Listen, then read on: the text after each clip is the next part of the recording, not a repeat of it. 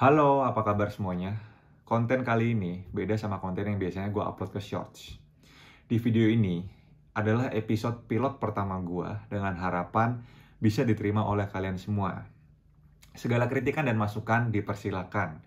Gue siap menampung semuanya. Nantinya di video on demand ini, gue akan membahas tentang perculturean duniawi yang serba nyeleneh, yang serba aneh, yang serba absurd. Dan di episode ini, gue akan mengupas fakta-fakta menarik tentang konser Coldplay, kenapa harga tiket Coldplay mahal, dan kenapa sistem perkonseran di Jepang dan Indonesia berbeda. Sebelumnya, jangan lupa like, komen, dan subscribe channel Nalarinyo.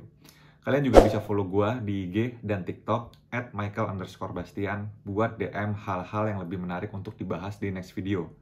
Oke, nggak usah banyak cang-cincong lagi, kita langsung ke segmen pertama. Fakta-fakta menarik seputar konser Coldplay. Coldplay adalah salah satu band yang cukup sering ngasih surprise ke fans-fansnya pas dia lagi on stage. Dia sering undang tamu istimewa buat manggung bareng di atas panggung. Bayangin kalau misalkan ntar pas konser di Jakarta, dia ngundang BTS atau salah satu personilnya lah. Kebayang nggak pecahnya kayak apa? Apalagi kalau ada ARMY yang nonton tuh. Gila, hoki seumur hidup juga kepake kali bisa ngeliat dua band favoritnya di atas satu panggung. Coldplay juga nggak sembarangan ketika nyusun panggungnya. Biasanya, konser Coldplay ini terkenal dengan keistimewaan panggung, visual, dan efek-efek lighting lainnya. Panggung dibuat sedemikian rupa karena satu nada dengan lagunya yang inspiratif dan positif. Dan mereka ingin menyebarkan message kepada dunia, yaitu persatuan dan harapan. Segmen kedua, kita bahas pertanyaan sejuta umat. Kenapa sih tiket Coldplay mahal banget? Yang pertama, pajak konser.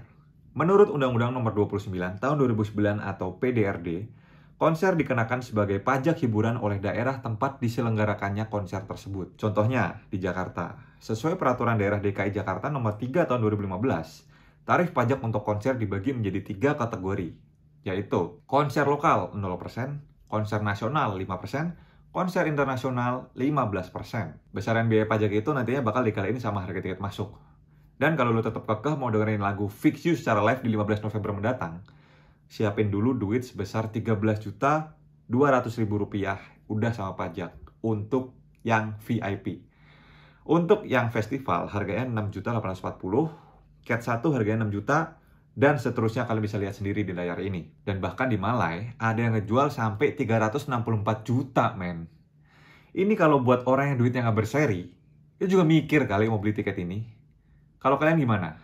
Kalau duit kalian nggak berseri, tetap mau beli tiket ini atau nggak? Alasan yang kedua, demand-nya tinggi banget. Coldplay tiba-tiba meledak setelah promotor yang infoin kalau mereka bakal konser di Indonesia. Ketika demand melebihi supply tiket yang tersedia, harganya udah pasti naik. Apalagi kalau udah di tangan calo. Makin menjijikan harganya, men. Alasan yang ketiga, biaya produksi. Kayak yang gue bilang tadi, Coldplay itu terkenal dengan konser yang sangat ciamik, yang sangat istimewa, yang sangat spesial. Maka dari itu, persiapannya harus matang. Mulai dari panggungnya, visualnya, lightingnya, kru produksi, logistik, semua harus direncanakan dengan matang. Dan karena ini, kenapa harga tiket konser Coldplay itu mahal. Lanjut ke segmen yang terakhir. Apa sih yang membedakan sistem perkonseran di Jepang dan di Indonesia? Dan kenapa Indonesia lebih ribet daripada Jepang? Yang pertama, balik lagi ke supply and demand. Di Jepang populasinya lebih tinggi daripada di Indonesia. Penggemar musiknya pun lebih luas. Maka dari itu, di Jepang, permintaan tiket konser Coldplay lebih tinggi daripada Indonesia. Dan kalau kata USS Fitch, tiket konser di Jepang itu diprioritasin buat fansnya dulu, baru buat penonton umum dengan sistem lotre. Yang kedua, infrastruktur dan sistem penjualan. Jepang punya infrastruktur yang matang dan sistem penjualan yang terintegrasi dengan baik. Mereka punya perusahaan penjualan tiket yang kuat di platform online yang efisien. Internetnya pun juga beda sama internet kita. Hal inilah yang membuat proses pembelian tiket di Jepang lebih gampang daripada proses pembelian tiket di Indonesia. Dan bukannya Indonesia itu jelek, Jepang udah sepuh aja di dunia perkonseran ini.